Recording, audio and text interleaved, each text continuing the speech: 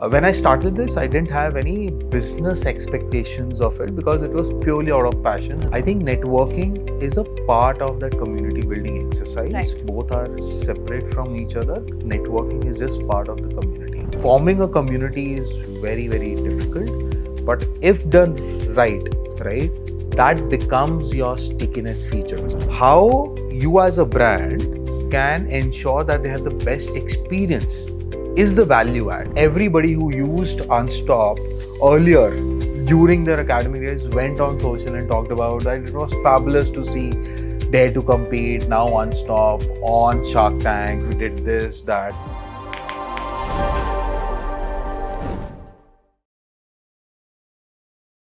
Hi everyone, welcome to AMA Marketing, co-powered by DigiAxle, a specialist institute in marketing and growth. So today we have none other than the Shark Tank sensation, the founder of Unstop and my IMT alumnus, Ankit Aggarwal. So let's market. Thank you so much, Aakriti, for inviting me to this podcast. A pleasure to be here. Looking forward to our conversation. Absolutely. So Ankit, we all know about you. Tell the audience a little more about your life, about your journey, how have things been going? No, I think the first thing I basically talk about whenever I get asked this question is my family background, right? Because I think it has also played a role. If you're starting something of your own, you need that support structure, right? And your family, your friends become that support structure. My family, my mom, dad, my uncle, aunts, all are bankers, right? I'm possibly the first generation entrepreneur who has even thought of starting Wow. something, right? So I was very, very apprehensive that whether should I inform them beforehand or should I inform them afterwards. But then I took that faith and told them about a few aspects of that. Hey, mom, dad, I'm looking at starting something of my own. The first reaction of my mom was, अरे ये कुछ भी बोलता रहता है, ऐसे कैसे Deloitte छोड़ देगा, ये कर देगा, वो कर देगा. But then I think my dad calmed her down as well, and he also was apprehensive, but he supported. But I think he also mentioned prudently that, Ankit, whatever you decide, you go ahead, but you always have to have a stop loss. So he's into investments. Okay, so his terms are basically related to his Wow, very investments, and so he basically said that you always need to have your targets in terms of that. If you're not able to achieve that in maybe a year or 2 years, you have that gestation period. But then you take a call whether you really want to pursue it moving forward or you go back to the job or so. Yeah. But I think the point is that he made me think through as to what is my gestation period and whether it is a year, 2 year, what should be those targets and all of that. I think that played a very, very good role. And when I went full time into Unstop, I was married. I had a kid as well. So my wife also played a huge support system. So, and I still remember both of us took massive risk. Okay, so she's a doctor. Earlier she was working with Max Arcade as a consultant or so.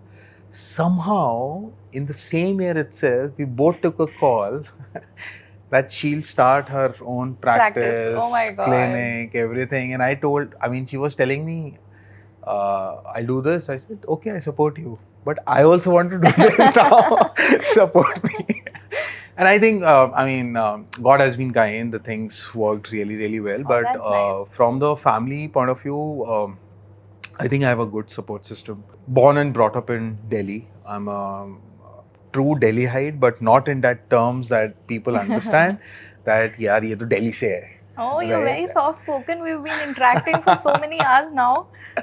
And then I think the other aspect is my education, my schooling, graduation. I think my friend circle also plays a bit of a role in shaping you up in terms of your thought process, even beyond your schooling days or so. So I think I'm glad to say that my friend circle is good. Nice, yeah. They'll be happy after watching this. Nice.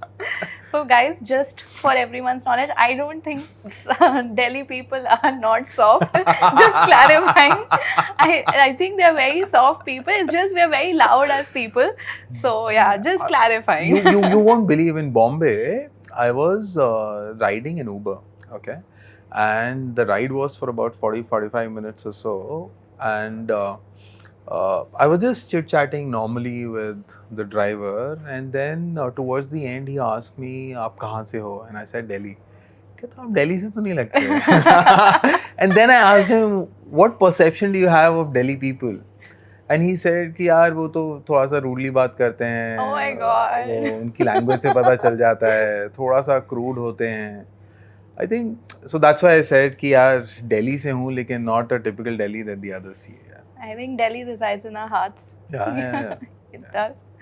So yeah. So let's talk a little bit about Unstop. I think as I know it, it started back at IMT. Yes. And then you joined Deloitte, you said. Correct. Yeah.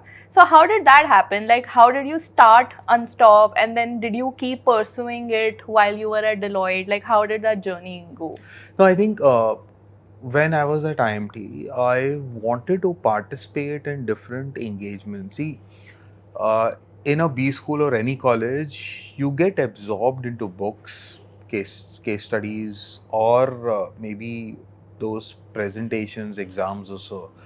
I wanted to do a bit different, and I was basically in my engineering as well. I was totally into maybe the events, college events I used to organize. So when I went to the MBA, I realized that the information about plethora of events that's happening pan India is not reaching me in time. Forget about that. That was the time when corporates also wanted to jump in and start organizing those events. HUL Lime, It's so Mahindra difficult War Room. to imagine a B school without Unstop. How would we get information? It's just beyond me. I think in 2010, right? Everybody wanted to be online, but nobody was going online. I think that played a role of me thinking through that if I'm not getting the information on time, let me create that kind of a blog at least, so that if any information is coming to me on time, I push it onto that blog so that it benefits the larger community. And I think that was the root, or that was, I think, the problem that I was looking at solving. And that's how I started a blog which was named Dare to Compete at IMT itself. When I started this, I didn't have any business expectations of it because it was purely out of passion. And that's where I went to Deloitte, worked there as a consultant, but then soon realized that possibly corporate is may not be best suited for me, and I mean I need to start something off now. Absolutely. And I think no, IMT is very entrepreneurial in nature, because I myself started 4 startups, closed them, they did not work, but then my learnings were like massive. And how I became a content creator was because I started something in writing, like a startup. It was called Digital Dialogues. And then it was very similar to how you started Dare to Compete. And then eventually, you know, that didn't work out, but I started writing on LinkedIn, and that's how I pivoted to becoming a content creator. So yeah, I'm sure. Oh. Yeah. So how did you decide that you want to go into recruitment next, you know, or you want to continue Unstop in this field after Deloitte? It was a discovery-led journey for me, right? So eventually we started off from the engagements bit, which is competitions, hackathon. Soon we realized that the companies would want to do this so that they can get the best mind share of students, right? And students want to participate in these engagements so that they can learn something in those engagements, they can showcase their skills, gain CV points, and finally there are PPIs and PPOs, right? Now, and I'll tell you a true story. So our penetration in even the top tier IIMs, ISB is 99%, right? So people are coming on to Unstop to explore opportunities. But when they're exploring opportunities, right, they're able to align their interests and hobbies that whether this industry, company, or job profile is best suited for me or not, right? And I think few students are coming for that elimination, that they may not get to know that whether this job profile, this industry is best suited, but they might be able to eliminate that, boss, mujhe isme to kuch nahi karna, right? So I think from that angle point of view, many students are using us for their alignment. The other set of the students are using us because we are helping them get exposed to those opportunities that they won't get in those campuses. And on Right. the other hand, I think companies have also realized that they also want to democratize their engagement in hiring Right. so that they can reach out to any student from any discipline across any city in India, as long as their skill sets, the required skill sets are matching. They're happy to engage with them and possibly hire them. So how is it different from companies like Naukri.com or like IIM Jobs? I think all these they are purely into laterals, right? Naukri and all. Our focus is on the campus students and freshers. That's one major niche, okay? Niche, yeah. But they are just like a job application platform, right? So it's a job. You get a JD, you apply, HR will screen you, and that's it, right? Right. R is more like a collaborative and interactive, wherein we are saying that don't push across just a JD, though that's also an option. But if you want to do that, at least tell people what the job profile is, and during that evaluation phase itself, can you have a conversation, interactive one, where they also get to know that this is what it feels like to be working in a company, Yeah. right? So let's say when Flipkart was working with us, they wanted to reach out to every engineer in India to give them a sense in terms of what it is like to be working for Flipkart as one particular role, right? Yeah. So the whole engagement was created in a sense that even if the person doesn't get selected, they may become a brand ambassador Yeah. of Flipkart, and they may talk about to their friends in terms of that, hey, these are the kind of problems I'll be solving or you will be solving if you were to work for Flipkart. And I think that's the buzz that Yeah. every company would want. Yeah. So in my sense, Naukri might be possibly just one element of what we are doing, and that too the freshers. So we're not competing in their market, Yeah. the freshers. I am looking forward to a scenario where can we have, let's say, a glass door where you get information about multiple companies, the reviews, plus a Naukri, plus a LinkedIn, plus maybe an assessment platform all combined into one. Because I'm creating a one-touch experience for Correct. your probable employees so that you can talk about your company, your industry, your job profile, even evaluate that particular candidate while they are engaging with you and possibly hire them. Got it. So no, I think that makes a lot of sense, because while I'm also mentoring students, I tell them that, it's not just the company who's selecting you, but you are also selecting a Correct. company, and whether you want to work with such a company or not is also a choice that you need to make during an interview in that assessment process. So no, absolutely. And that today's makes market sense. is a candidate's market. Yeah. I mean, whether we like it or not, they have multiple job offers. A good candidate will have multiple job offers. Yeah. So they will decide which one to take, which not. So Yeah. the company's brand should stand tall. Absolutely. Absolutely. And I think Unstop is doing a great job at Thank you. creating that awareness for companies and the candidates together. So yeah, Sure. kudos to that. So you talked a little bit about community building in between. So let's go a little deeper into that. So you've built a huge community of B schoolers who are interacting every single day on the website, trying to understand the case competitions and participating in various things. You also are building a community of graduates. I see a lot of DU students talking about Unstop and participating in case competitions. Now you have entered into the space of creators, wherein you are telling creators their ranks, and that's like rewarding them for the content they're creating, right? So what do you think, that what role does community building play for a founder or like a brand or a creator in general? We will do anything and everything with respect to early talent, which is campuses freshers. So right now we are sitting at a community of 9 million students across I think across 20,000 plus colleges. We work with about 800 plus brands, and it is across disciplines. So whether it's arts, commerce, humanities, or engineering or MBA, we have penetrated deep into the Indian student ecosystem as such, right? Right. And 9 million is a massive number. Now, when you're forming a community, correct? Uh, the community part, there will always be content consumers and there will be content creators, Yeah. right? And if you go back and just see the journey of any social media platform, because they thrive on networking and community building, right? A Facebook, Instagram, or maybe a LinkedIn, or whatever community you would want to build, right? It thrives on the fact that if you hop on to that particular platform, you have some services which are adding value to you Right. of what you want to do, but also track others, what others are doing onto the same platform as well, right?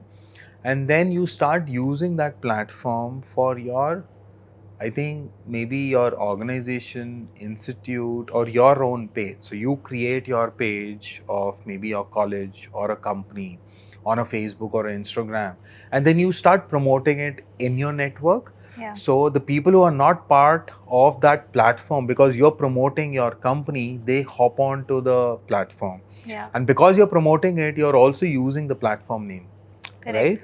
So effectively what happens is, in the networking and the community building, if it's done really, really well, that ensures that you're creating your brand value within that community at the least cost possible. So for Right. our 9 million users, our CAC is very low. In fact, 6 months back, that CAC used to be zero. Oh, Only wow. 6 months, we have started spending few aspects in branding rather than acquisition, but the acquisition is happening, so we are completely getting, but our CACs are very, very low. Otherwise, we wouldn't have been able to sustain. And our CACs have been low only because for all our, let's say, event organizers at IMT itself, right? All colleges are organizing their events on Unstop themselves, and they are able to execute everything on Unstop And itself, then and they're it's a free promoting service. for you.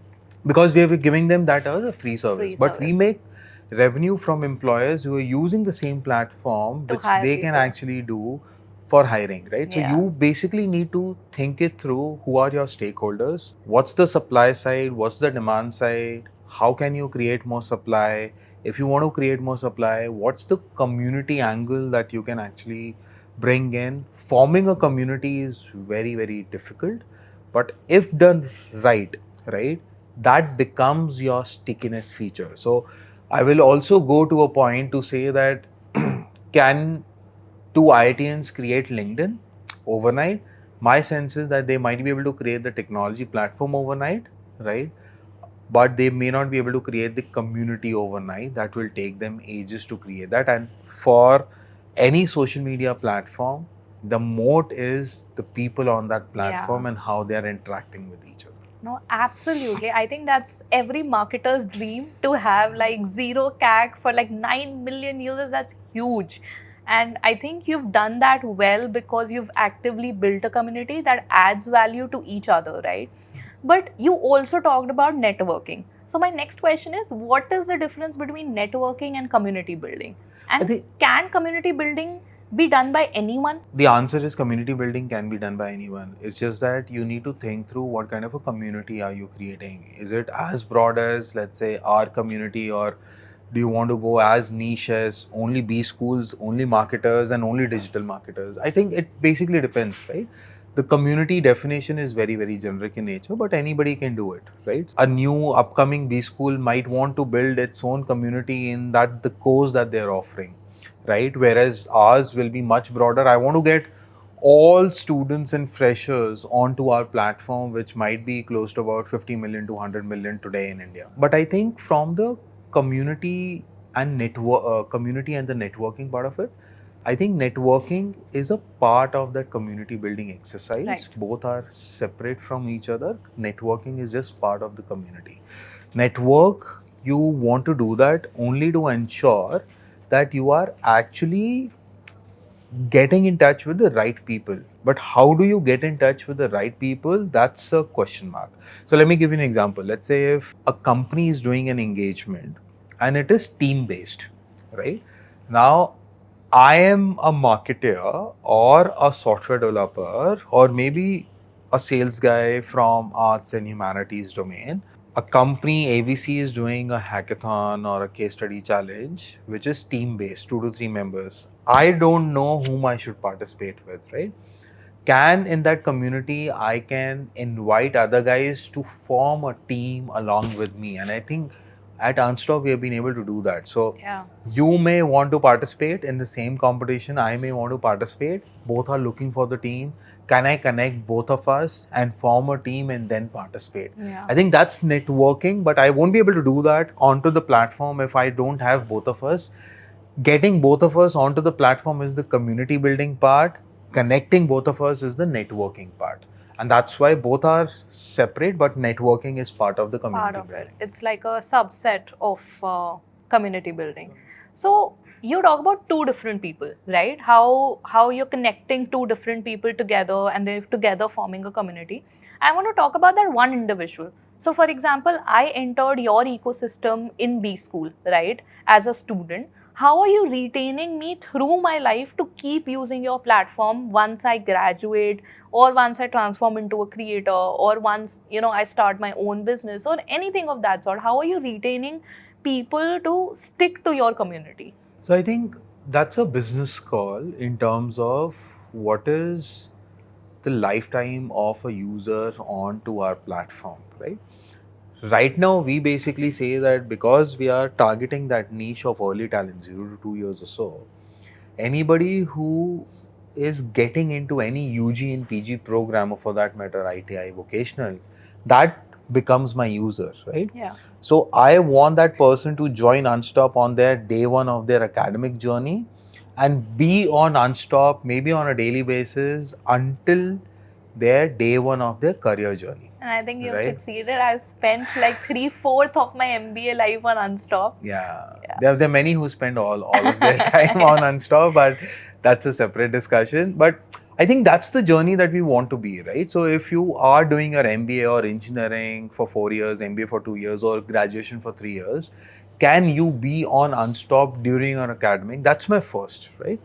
Once you have started your career, right, in a company, we know for a fact that 70% of the people change their first job within 2 years, right? Yeah. And I think that's what we are targeting in terms of how can we be the enabler when they're changing their first job, right? Yeah. And that's why I'm saying early talent, because we want to stick to 0 to 2 years at this point in time, right? Correct. How do we engage with you? Because once you start working, you have certain experiences. Can you hop on to be a mentor on the platform itself and mentor the aspiring guns who want to be part of maybe your company or want to do the same job profile that you are doing right now? I think that's where we are starting to engage with the people who have started their career journey as well. And as we move along and as we go further, this early talent may become other 0 to 3 years, 0 to 4 years, but Yeah. that's not the plan right now. We Right want now. to stick to that early talent, Yeah. make waves, push everybody onto the platform, and then we'll think it through. Got it. So, for our viewers, would it be right to say that to build a community, you need to first decide on the niche as to who you are targeting? Like any other content creator, like who is it that you want to talk to and who is it that you want to interact to? Would that be right to say? So let's talk about content creator, right? Anybody who is a content creator right now or want to be a content creator, you go through their Instagram pages, Facebook or LinkedIn or wherever they are, right?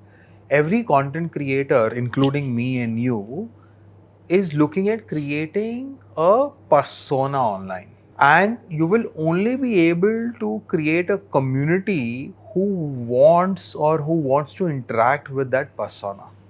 So effectively, yes, the first thing that you would basically be doing as the community creator or a builder is that you need to find your niche or your requirement in terms of whom do you want to interact with. Correct. Whether it is based on your persona as a content creator or based on your target or a business as a brand like Unstop, where we want to reach out to every student, right? But another brand might only be able to reach out to maybe, or wanting to reach out to only those 100,000 guys who are only doing B schools, and that to their 2-year program. So I think, yes, it starts from your value proposition, your requirement, and eventually you'll be able to build that out. So, Ankit, how powerful is community building a tool for marketing? So I think we wouldn't have been at zero CAC if we wouldn't have created that whole community and the networking effect. And if you basically see this, right, whether it's whenever any startup raises their funds to launch a new product or a service, or for that matter, let's take big companies as well, if they are looking at launching into a new business, or maybe launching a new product or a service, the first thing is that the cost of acquisition of the users or the customers, whatever you may want to call it, right? If that can go down and as low as zero, it always benefits because you're saving money in your marketing efforts, bottom line, right? So in majority of the cases, and not all, but majority of the cases, the community building or getting the right set of people to talk about you, to use your products, whether early adopters or so, and having them network with each other, I think it adds much, much more value in marketing and saves dollars. Got it. Two aspects. One, CAC. The other is also brand building. See, when that community, a third person is talking about your brand, right? Either a review or maybe just a statement that, hey, I love that product, right? We have been using it. So what happens is, you as my user or a customer is getting to know about my product from another customer. Yeah. That creates next level trust and credibility. Right. So both from the branding perspective as well as from the CAC perspective, community and networking sees phenomenal benefits. Got it. But every brand wants to build a community, right? But we have seen very few who've been able to actually get success at it. So, for example, you talk about Red Bull or you talk about Harley Davidson, these, or GoPro for that matter, these brands have built a massive community for themselves, right? What do you think are the key ingredients to build an active online community? How can brands or individuals master that? I think in the community part, we also need to think through that possibly all brands cannot form communities, right? So when you took these examples of mobility companies forming those communities are on experiences using their products, right? And that's why that community, the value creation for, let's say, a biker's community is not which bike are they driving, right? Eventually that will be sold because they are in for that experience of going from, let's say, Delhi to Manali, Together, right? In that yeah. group, right? How you as a brand can ensure that they have the best experience is the value add. Correct. Right? And once a brand is doing it, that brand gets the best mind share of these guys who are looking at experiences. Correct. And anybody else who may look at that experience will always think through or may talk to these guys, and these guys will have the best mind share of the company who's engaging with them. And that's where your product might be sold. Right? Correct. Let's say a washing powder brand. I can't think of whether they can create a community. I think they can, but it may not be as easy or difficult than creating others, right? Those communities are localized. So let's say communities where ladies are talking talking to each other about their daily household stuff, right? Can that be an experience that, hey, using this washing powder, again, I'm just thinking loud, I'm not into that domain, but still, that using this washing powder, the clothes were much, much cleaner than the XYZ washing powder or so. So I think we need to think through, and whether that is adding value to you or not, that also plays. I think the community building, as long as I can remember, that also happens in a product which is not price sensitive as such. The examples that you took, the examples that I could remember, right? All those communities have been created by brands they have their niche audience, right? There are other alternatives, but pricing doesn't vary here and there, because if you're talking about, let's say, smaller products which are very, very price competitive and the decision is based on price, I'm not sure if Yeah. communities can be the best answer Yeah. for those brands as such. Got it. So how do you create that experience? Like what are the creative ways of engaging these community members? For example, you started building one, like for example, our Unstop. Now you're doing so much, creative work around it, wherein you're getting creators to talk about it. What are the other ways of actually engaging these guys with I think you? what we have done is that we identified in terms of what is it that they are really, really looking for, or what are the other products or experiences that they are really looking at. So in their academic journey, they might be doing 10 things, right? But they are only doing 2 on Unstop. Can we play a role or an instrumental role in increasing this 2 to maybe 5 out of those 10, right? Correct. Some might be revenue generation for us, some might be only stickiness to us, Correct. and some might be a community building aspect to us, right? We need to traverse their journey. If they are looking at getting onto a case study competition or a job, right? They will only be looking at a job only at 4th year, right? Yeah. Not at the 1st year. Correct. Then what are they doing in the 1st, 2nd year, right? They are learning. If the college is helping them unlock knowledge through books, through other mediums or so, can we have them unlock excellence? So if they are at 40 on 10 or 100, right, can we ensure that they become 70 on 100, correct? And for that, I'm not saying that they have to pay us, but can they interact with a mentor onto the platform? Because on day one of my UG and PG, I'm clueless, right? What needs to be done? Whether Correct. it's data science product or full stack as an engineer or marketing, finance, sales, right? Can I help them get in touch with that person who can actually guide them? Yeah. So I think those are the elements that we need to think through.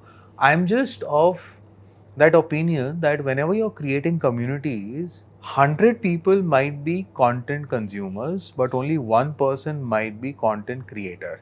The idea of that community will be, the more the content creators, the better it is for the community members, because everybody in that community will consume, very less will create content. And if the creator are far, far lesser, then you won't be able to hold on to that community. And that's why at this point in time, all colleges do their internal engagements on Correct. Unstop, which helps us build and engage this community all across. Correct.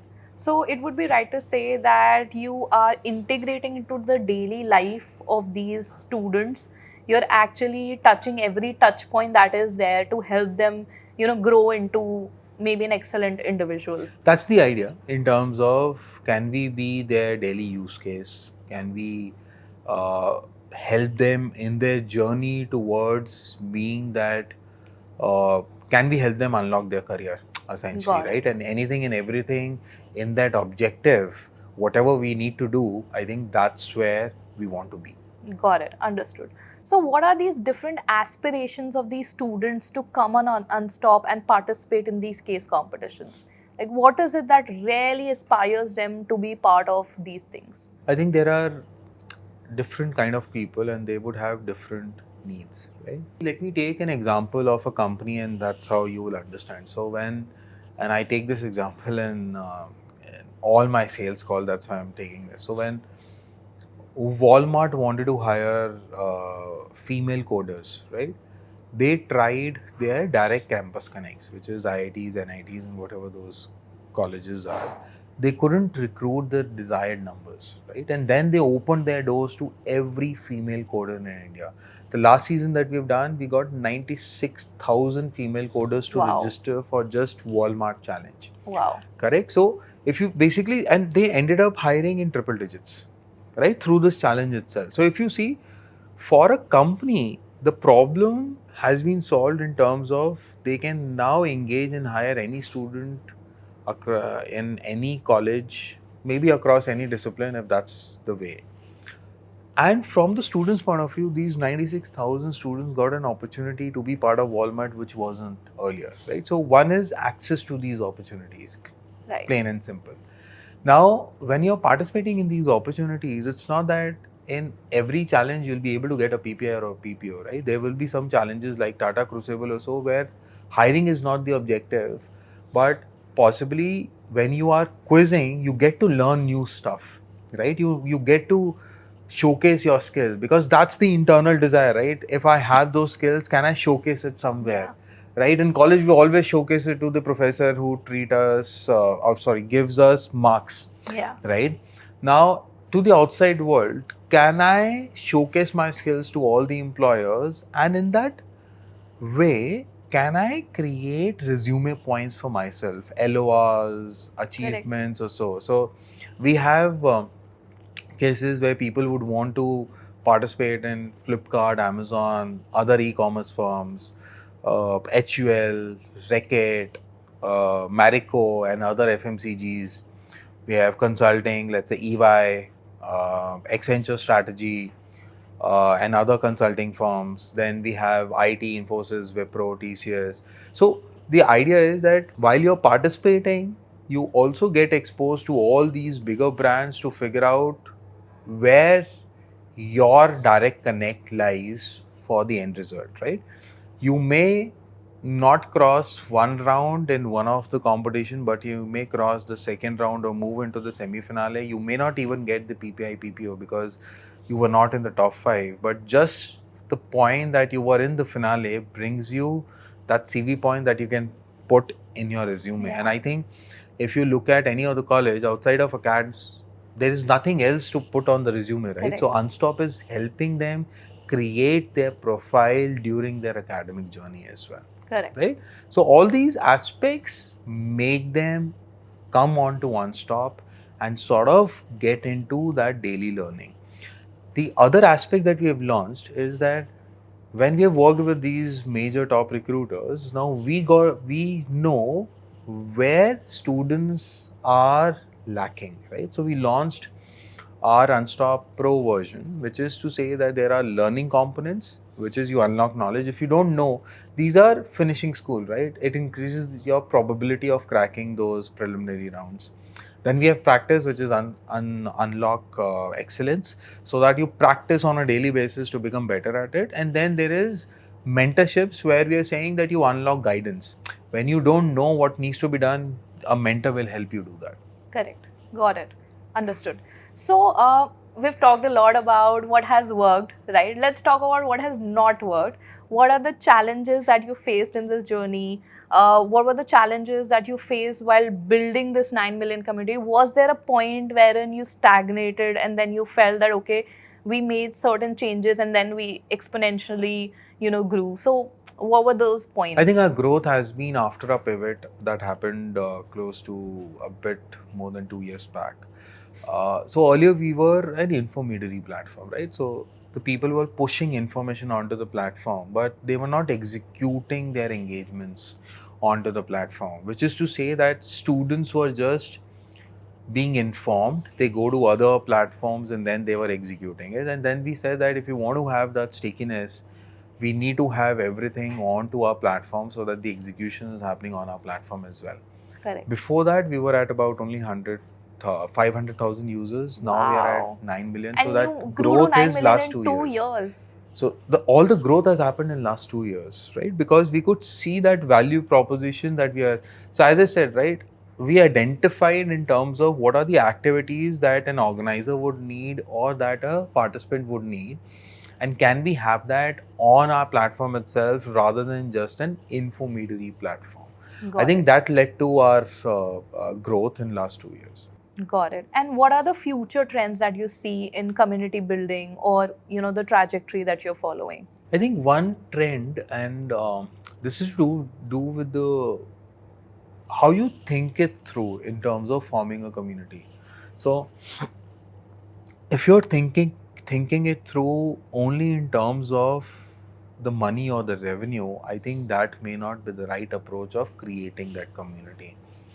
Because a sales guy will think it through very, very differently. The words, the statements will be very different from a pure play growth hacker or an engagement or a community builder. A community builder will be kind of your brother, right? Who would want to engage with you. What are your problems? Let's discuss them, Yeah. right? And figure out how we can solve it. Your brother wouldn't want to take money out of you, right? Correct. Vis-a-vis a pure play sales guy who would always look at getting something out of you, right? Yeah. If not 100, but 80 people, kuch to dein. Because that's my incentive. I think we have realized that to form a community, the sales team is not the best team to form the community. Correct. Community builder require a different DNA itself.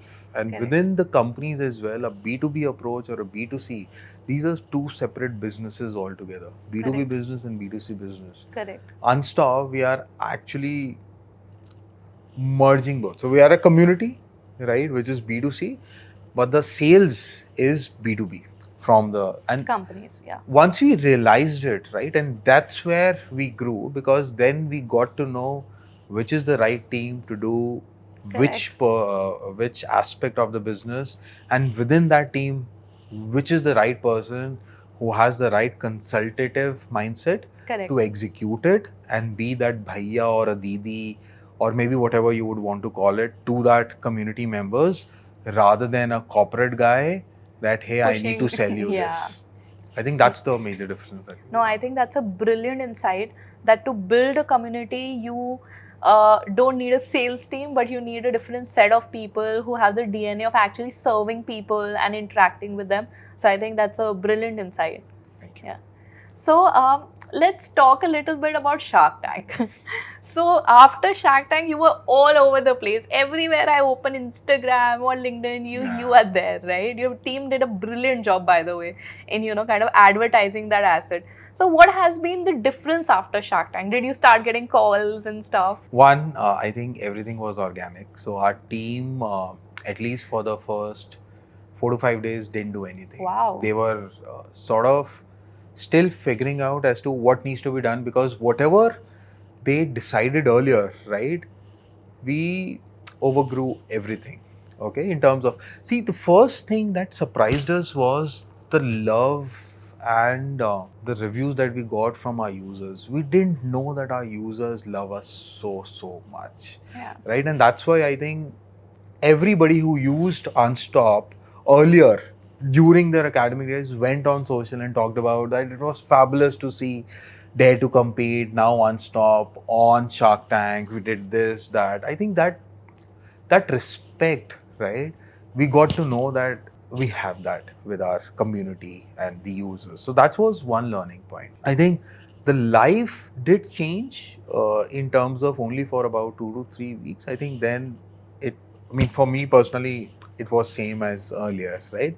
But it led to a good growth in terms of all the metrics for Unstop, right? So we jumped to a new normal, right? So if we were at X, now we jump to about 2 to 3x. Like, give us some example of some metric. So some metric would be that we saw 50x jump in our daily traffic for 2 days, 48 hours, right? Wow. Mainly during those 2 hours. And I'll tell you, our whole team was in office, the tech team and all, and we were कि यार website बंद नहीं होनी चाहिए. We didn't know, I mean, what traffic to expect, right? You won't believe the spikes that we saw, right? Whenever I was on the screen, so the average spike, let's say if it was X, when I was on the screen, it was 10x. Okay. As soon as and we were one of those guys that had 2 breaks in their pitch, right? In every break, that 10x became 40x. Oh my God. Because when they were not watching the pitch, they were actually opening up and searching, right? That was news to us. Correct. We thought, कि अब कौन करेगा, right?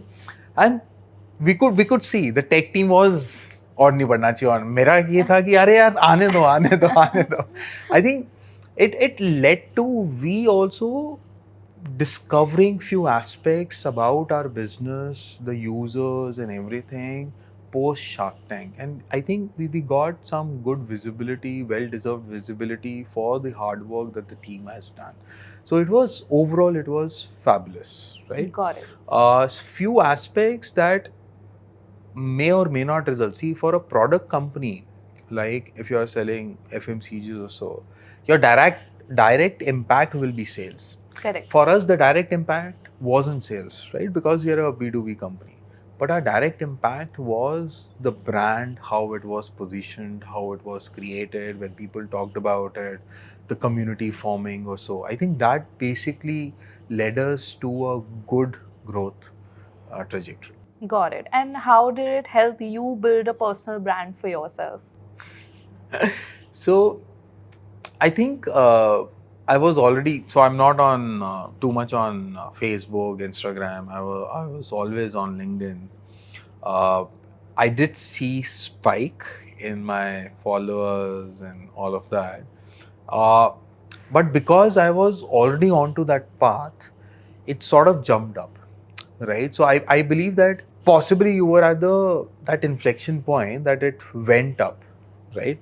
But if you were not there, then possibly these engagements doesn't create a massive jump from the start itself. If you were anyways on your path, if you're here, these will basically pump you up, and that's exactly what happened with me as well, right? And then as a content curator, right, you get to know that whether people are liking your persona, Correct. whether you want to engage with them, what kind of stuff do you want to engage with them. And I think I figured out within a month itself that what should I be talking about? Should I only be talking about what's on my mind? Or as a founder, should I push Unstop onto my platform or so? It chose the former one where I only write what's on my mind rather than what my marketing team tells me to do. No, I think that's a very important thing because as a founder, your persona also needs to come out along with the company because that's also somewhere defines the company and how it's driven. So yes. So you said you saw 50x jump, right? Yeah. Was that Daily jump traffic. daily traffic? Was that jump sustainable across the months as you saw? No, so I mean, see, that's why I said that new normal was achieved. There will always be spikes, right? When every person is watching, they're discovering. That's why 50x, 100x. I mean, different sites we may have differently. It will always be a spike, right?